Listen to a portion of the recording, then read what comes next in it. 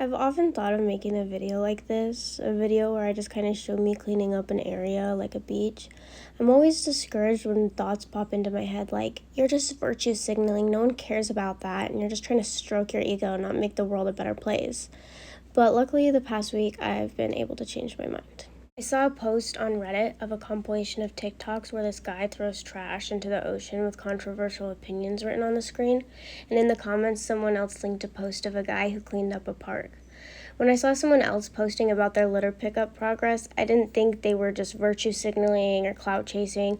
I was inspired by their accomplishment and happy they shared it so I could see a human being doing something environmentally helpful after seeing someone else be such an environmental terrorist. People in the comments of his post said they found it inspiring and went and cleaned up their own parks. And that helped me realize I don't want to make a video like this to show off. I want to make this video because if even one person is inspired by it, then that's one more person picking up litter and making the world a more beautiful place. There's a scene in BoJack Horseman's The View from Halfway Down where the dinner guests have an argument about whether doing good deeds count if they make you feel good. And I think they do. If I have fun while I pick up litter and it maybe even strokes my ego a bit, it doesn't make the trash reappear on the beach. If I post a video of me doing it, it doesn't erase the fact I cleaned up the garbage. Plus, shouldn't doing good feel good? I offer a free subscription to my OnlyFans for anyone who picks up a bag of litter, and it's something I've done for years now. Never has someone sent me their selfie with their trash, and I thought, wow, what a piece of shit picking up litter just so they can see me naked. I'm always thrilled that the trash is off the streets. I was using Google to find beaches near me and looking through the reviews when I found El Ojo del Buey, excuse my pronunciation, and I saw some people mentioning how much trash was left here.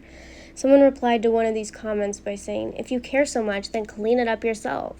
When I first read this, I was kind of angry. I thought it was a weird response to people just pointing out the obvious. But when I saw Hank Green's recent video on the Blog Brothers channel called It's My Fault Too, it gave me an entirely different perspective. And I honestly now agree with the commenter. I decided since I care so much, I'll clean it up. I'm going to paraphrase part of what Hank said now.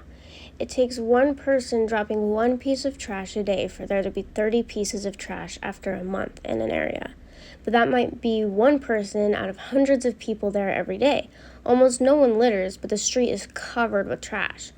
But it only takes one person every day picking up 2 pieces of trash for there to be no trash after 2 weeks.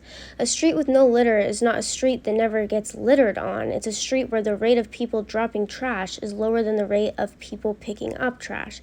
It's a flow in and out. Litter goes down, litter goes up. And the person who dropped the trash is only half of the reason that the trash is there. The other half of the reason is that I didn't pick it up. I'm not equally morally responsible, but I don't care about morality here. I care about the trash that's on the ground. I don't get plastic bags at stores. I don't buy garbage bags. All my plastic bags are adopted. They're rescues. You don't need anything to go do this. I guarantee you if you start walking, you will see a plastic bag drifting through the wind, wanting to start again. I love picking up a bag or jug or any container and seeing how much more trash I can just shove into it. On the off chance that someone gives me a plastic bag I didn't ask for, I feel like I can just erase it off my carbon footprint and consciousness and karma if I just fill it with the maximum amount of trash. If you're obsessed with efficiency like me, a great place to start picking up is near trash cans because so much trash gets blown out of them and people miss. There's almost always a high density of garbage by them. The wind blows trash from everywhere though, so if you can find where most of the blown trash gets stuck, like low crevices near fences and just like indents in the ground, you can usually get a good haul really fast. Another great place to find garbage is picnic tables or just like places where people bring food because they leave containers, and smoke spots are also usually pretty trashed. I honestly thoroughly enjoy seeing what locals eat, drink, buy, and do by cleaning up the places I travel to. Picking up while I travel also helps me feel like I kind of like earned my place on someone else's land. It gives me a physical outlet to show my respect for the place, and it helps me feel like I left the place a little better than I found it. I'm not gonna lie, seeing all the stuff on the ground can sometimes be a really big bummer. But I try to have fun with it by playing little games like counting how many different brands of beer I can find, or just taking time to notice and account for what people are dropping in general can be really intriguing. I like to think about what an alien who landed on Earth would think if they judged us based off of solely litter. Like, if I, as an alien, landed on a beach in Puerto Rico, I'd be like, wow, people really like to smoke blunts and drink Medaya and take off their shoes and never put them back on again, apparently. It's like a sociology project comparing trash in different places around the world. Know the trash, know the man, everywhere I go to, I see different litter. And you can know that it's kind of sad that there's litter everywhere in the world, but it's also kind of cool because that means there's a different litter culture everywhere in the world, and you can kind of get cultured through literal garbage. I think I was worried about making this video because I didn't want it to be like those videos of influencers giving money to homeless people, because when I watch them, I can't help but ask myself if they would do the same if the camera wasn't there. But I know that I clean up litter off camera all the time, and now that I think about it, who cares if a camera is involved in either situation? Anyone, including myself, could just as easily say that when I'm collecting trash off camera, that I'm doing it for the attention of people in real life and to look like a good person in front of them. Impact is much more important than attention, especially when it comes to these things. No matter what reason you're picking up litter or giving someone money, you did what you did.